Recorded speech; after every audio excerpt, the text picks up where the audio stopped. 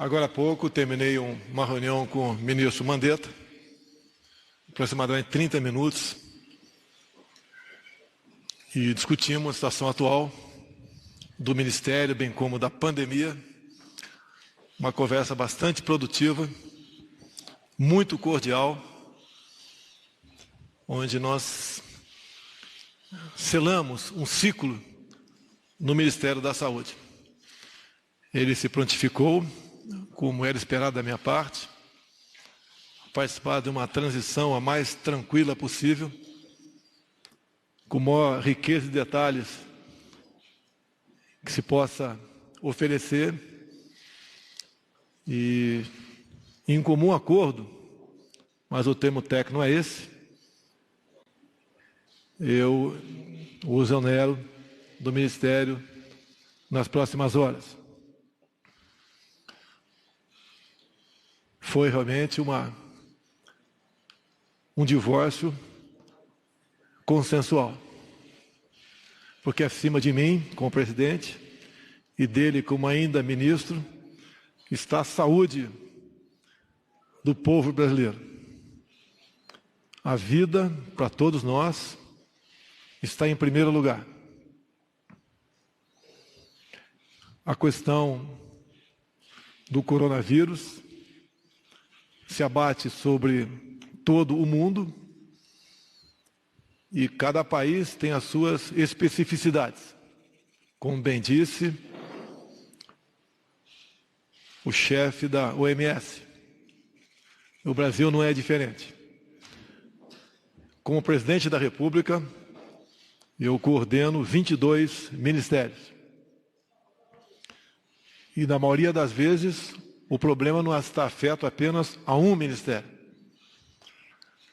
Quando se fala em saúde, fala-se em vida, a gente não pode deixar de falar em emprego. Que uma pessoa desempregada, ela estará mais propensa a sofrer problemas de saúde do que uma outra empregada. E desde o começo da pandemia, eu me dirigi a todos os ministros e falei da vida e do emprego. É como um paciente que tem duas doenças. A gente não pode abandonar uma e tratar exclusivamente outra. Porque no final da linha, esse paciente pode perder a vida. Sabemos das interpretações que fazem a respeito daquilo que se fala. A interpretação depende da linha editorial ou daquele repórter. Sempre falamos em vida e emprego.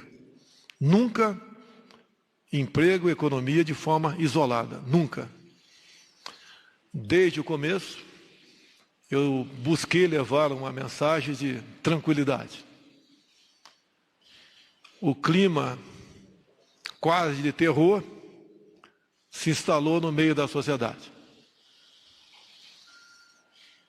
Isso não é bom, porque uma pessoa que vive sob tensão, num clima de histeria, é uma pessoa que está propensa a adquirir novas doenças ou agravar aquelas que ela já tem. Entendemos perfeitamente a gravidade da situação. Gostaríamos que ninguém perdesse a vida, não só por essa, é por causa nenhuma, que a vida, quando chega ao seu final, a morte toca a todos nós. Eu tenho uma mãe com 93 anos de idade, está bastante idosa, com algumas comorbidades. E espero que ela viva por muito tempo. Ao longo desse tempo, é direito do ainda ministro defender o seu ponto de vista como médico. E a questão de entender também a questão do emprego não foi da forma que eu achava, como chefe do Executivo, que deveria ser tratado. não condeno, não recrimino e não critico o ministro Mandetta. Ele fez aquilo que, como médico, ele achava que devia fazer. Ao longo desse tempo, a separação cada vez mais se tornava uma realidade, mas nós não podemos tomar decisões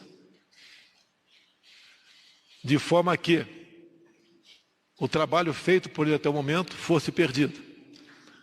O que eu conversei ao longo desse tempo com o oncologista Dr. Nelson, ao meu lado, foi fazer com que ele entendesse a situação como um todo, sem abandonar, obviamente, o principal interesse, a manutenção da vida, mas sem esquecer que ao lado disso tínhamos outros problemas. Esse outro é a questão do desemprego, que cada vez mais nós vemos que são claros no nosso país. Junto com o vírus veio uma verdadeira máquina de moer empregos. As pessoas mais humildes começaram a sentir primeiro o problema. Estas não podem ficar em casa por muito tempo. Então não é aquilo que a gente gostaria de fazer, é aquilo que pode ser feito. Nós não poderemos prejudicar os mais necessitados. Eles não têm como ficar em casa por muito tempo sem buscar só alimento. E os primeiros que sofreram com isso foram os informais, na ordem de 38 milhões no Brasil. Os empregos com carteira assinada, estamos vendo também, como temos conversado com toda a sociedade, cada vez mais estão sendo destruídos. Se chegar a um nível tal, o que nós não queremos é que a volta da normalidade, além de poder demorar muito, outros problemas aparecerão. Nós nos preocupamos para que essa volta à normalidade chegue o mais breve possível. Então, antes mesmo de outras providências, nós tomamos várias medidas.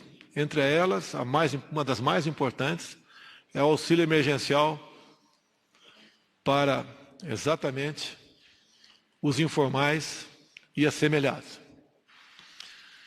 Então, o governo não abandonou, em momento nenhum, os mais necessitados. E o que eu conversei com o Dr. Nelson é que, gradativamente, nós temos que abrir o emprego no Brasil. Essa grande massa de humildes não tem como ficar preso dentro de casa. E o que é pior, quando voltar, não ter emprego. E o governo não tem como manter esse auxílio emergencial ou outras ações por muito tempo. Já se gastou aproximadamente 600 bilhões de reais. E podemos chegar a 1 trilhão. Sei e repito que a vida não tem preço, mas a economia, o emprego, tem que voltar à normalidade. Não o mais rápido possível, conversado com o Dr. Nelson. Mas ele tem que começar a ser flexibilizado, para que exatamente não venhamos a sofrer mais com isso. Nós todos, Poder Executivo, Poder Legislativo, decisões do Judiciário, tem que ser essas decisões com muita prudência. O governo não é uma fonte de socorro eterna. Em nenhum momento eu fui consultado sobre medidas adotadas por grande parte dos governadores e prefeitos. tenho certeza que eles sabiam o que estavam fazendo. O preço vai ser alto. Tinham que fazer alguma coisa? Tinham. Mas se, porventura, exageraram, não bote essa conta, não no governo federal, não bote essa conta, mais essa conta, nas costas do nosso sofrido povo brasileiro. Não queremos aqui criar qualquer polêmica com outro poder. Todos eles são responsáveis pelos seus atos, assim como eu sou como chefe do executivo. Não furtarei a minha responsabilidade. Decisões sou obrigado a tomar. Porque sempre tenho dito, dada a minha formação militar, pior que uma decisão mal tomada é uma indecisão.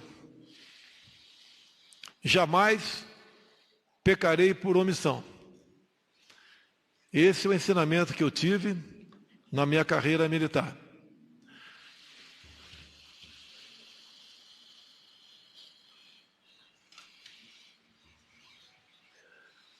Essa será a minha linha de atuação.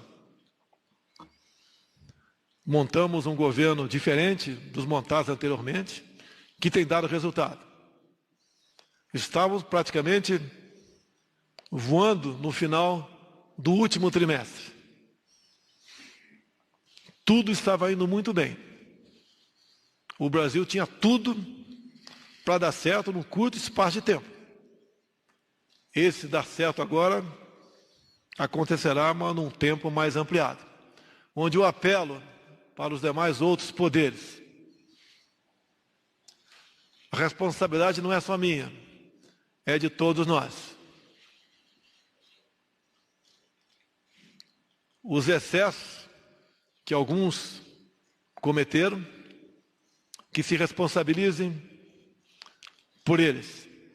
Jamais eu mandaria as minhas Forças Armadas prender quem quer que seja que estivesse nas ruas. Jamais eu, como chefe do Executivo, vou retirar um direito constitucional de ir e vir, seja qual for o cidadão. Devemos tomar medidas, sim, para evitar a proliferação ou a expansão do vírus, mas pelo convencimento e com medidas que não atinjam a liberdade e as garantias individuais de qualquer cidadão. Jamais cercearemos qualquer direito fundamental de um cidadão.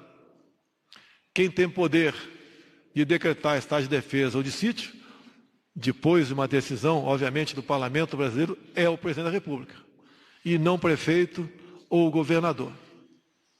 O excesso não levará à solução do problema, muito pelo contrário, se agravará. E como venho dizendo desde há muito, e tenho certeza, temos amigos aqui da MB, Sociedade de Medicina Brasileira, que o remédio para curar um paciente não pode ter um efeito colateral mais danoso do que a própria doença. Então, o governo federal, o presidente da República, tem uma visão mais ampla de cada ministro de per si. Esse é o nosso trabalho. Essas são, muitas vezes, as decisões que nós somos obrigados a tomar. Os problemas acontecem na vida de todo mundo e devemos buscar a melhor maneira de solucioná-la.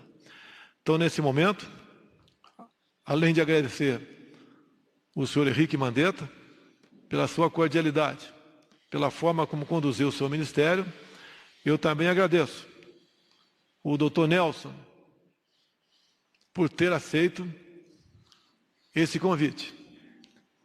E ele sabe do enorme desafio que terá pela frente. Já começa hoje mesmo uma transição que gradualmente vai servir para redirecionar a posição não apenas do presidente, mas dos 22 ministros que integram o nosso governo. Todos os ministros estão envolvidos na mesma causa, sem exceção. Nós estamos juntos em defesa da vida do povo brasileiro, em defesa dos empregos e também, obviamente, buscando levar tranquilidade e paz para o nosso povo.